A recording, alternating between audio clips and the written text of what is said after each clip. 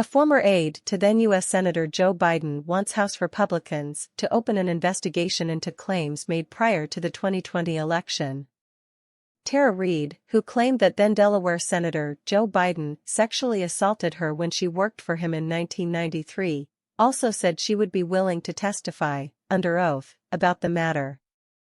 The allegations were denied by Biden and several members of his staff when they first emerged, but Reade persisted and refused to back down from her initial claims. Both Marjorie Taylor Greene and Matt Gaetz know that I was a former Democratic. I will never, ever vote Dem again. They know I am now independent. They don't care about my political beliefs. They still want an investigation and justice into what POTUS did to me as a staffer in 1993. Whatever the outcome, I am grateful to them. Silence from Me Too movement, peeps, she tweeted. Now that Republicans control the U.S. House, Reade wants the party to open a formal probe. It would be a very different thing if I could testify under oath, Reade said during an interview with the Daily Caller late last year, adding she is willing to provide whatever information Congress needed and Congress could ask me whatever questions they wanted.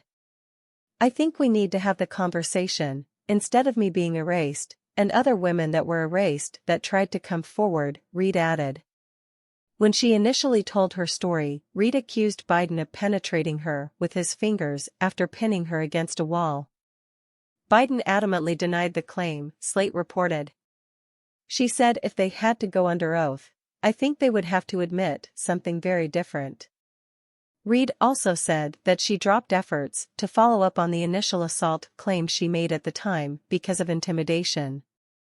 I was 28 years old, it was scary to hear at the time.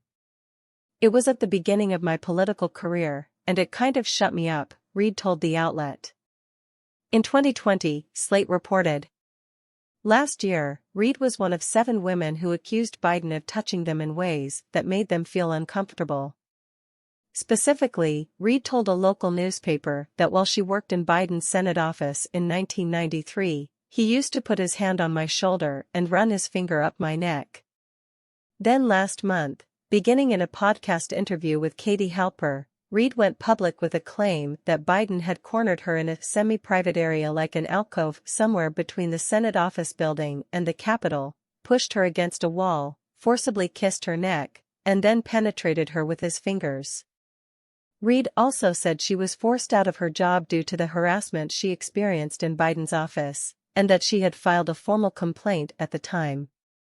Shortly after she made her allegations ahead of the 2020 election, Representative Hakeem Jeffries, who succeeded Nancy Pelosi as House Democratic leader, said Reade was a serious person making serious allegations that needed to be properly investigated, Fox News reported at the time.